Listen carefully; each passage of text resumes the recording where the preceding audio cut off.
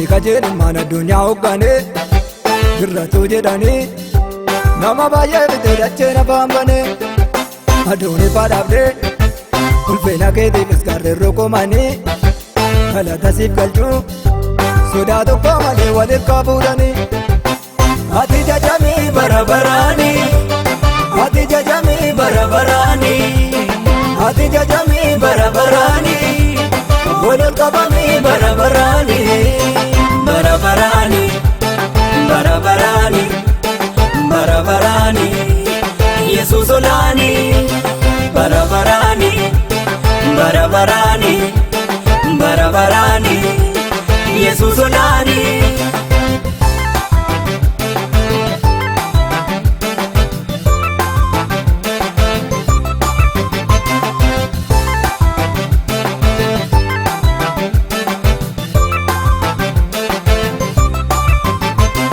Yaanis guyyaatti halkaanis nutti dabarsee gaarummaa kee himaa eenyu manni takka maqaa kee addeesse. Adda waan hundumaa beekanii wallaalaan falaa bira argatu eenyu kan akka kee kaleessa sin turreessichi sin dhalatu.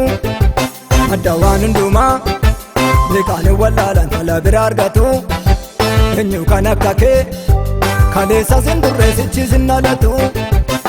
Ati jajamii bara baraanii, ati jajamii bara baraanii, ati jajamii bara baraanii, waliin qabamii bara baraanii.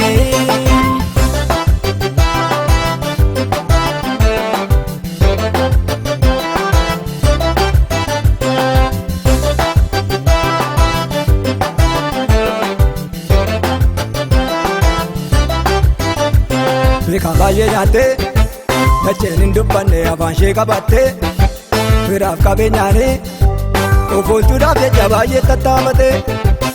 Aduun ifa dhaabdee dacheen roqomtee ragaa si ba'anii bara dhufee darbu kan du'an jifateessi malee eenyunni. Aduun ifa dhaabdee dacheen roqomtee ragaa si ba'anii bara dhufee darbu kan du'an jifateessi malee eenyunni. Ati jajamii bara baraanii, ati jajamii bara baraanii, ati jajamii bara baraanii, waliin qabamii bara baraanii.